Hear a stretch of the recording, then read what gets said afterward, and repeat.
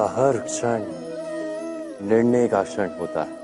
प्रत्येक पद पर दूसरे पद के विषय में कोई निर्णय करना ही पड़ता है और निर्णय अपना प्रभाव छोड़ जाता है। आज किए गए निर्णय भविष्य में सुख अथवा दुख निर्मित करते हैं, ना केवल अपने लिए, अपने परिवार के लिए भी, आने वाली पीढ़ियों के लिए भी।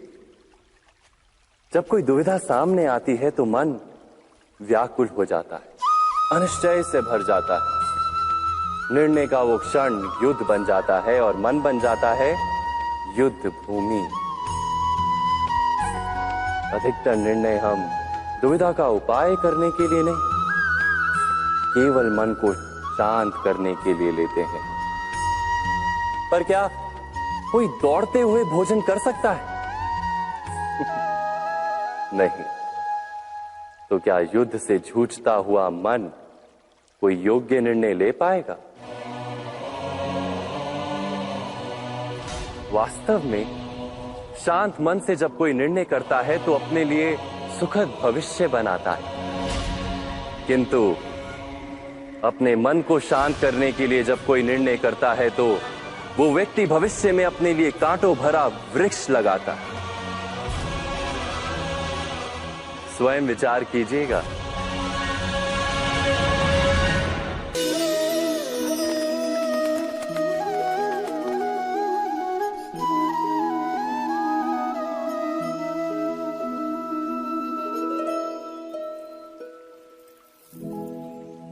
निर्णय के क्षण में हम सदा ही किसी अन्य के सुझाव, सूचना, मंत्रणा या परामर्श को आधार बनाते हैं और हमारे भविष्य का आधार हमारे आज लिए गए निर्णय के ऊपर होता है।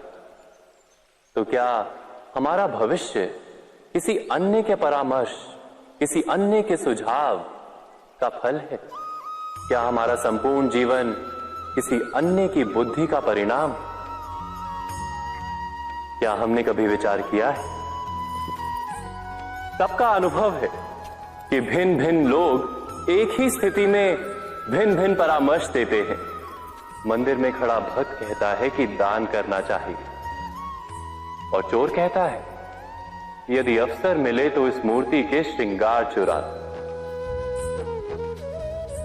धर्म से भरा हृदय धर्ममय सुझाव देता है और अधर्म से भरा हृदय अधर्म का परामर्श देता है। धर्ममय सुझाव का स्वीकार ही मनुष्य को सुख की ओर ले जाता है, किंतु ऐसे परामर्श का स्वीकार करना तभी संभव होता है जब हृदय में धर्म हो। अर्थात किसी का सुझाव अथवा परामर्श स्वीकार करने से पूर्व स्वयं अपने हृदय में धर्म को स्थापित करना क्या आवश्यक नहीं? स्वयं विचार कीजिए।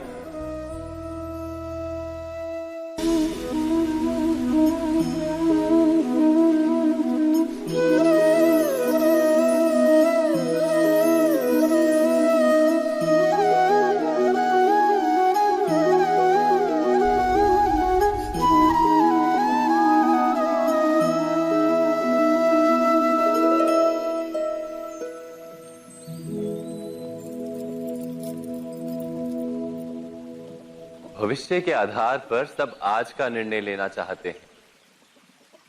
भविष्य में सुख मिले, भविष्य सुरक्षित हो, ऐसे निर्णय आज लेने का प्रयत्न रहता है सबका। आप अपने जीवन को देखिए, क्या आपके अधिकतर निर्णय के पीछे भविष्य का विचार नहीं होता? और हो भी क्यों ना। अपने जीवन को सरल और सुखमय बनाने का प्रयत्न करने का अधिकार सबका है। पर भविष्य तो कोई नहीं जानता, केवल कल्पना ही की जा सकती है। तो जीवन के सारे महत्वपूर्ण निर्णय कल्पनाओं के आधार पर ही करते हैं हम। क्या निर्णय करने का कोई तीसरा मार्ग हो सकता है?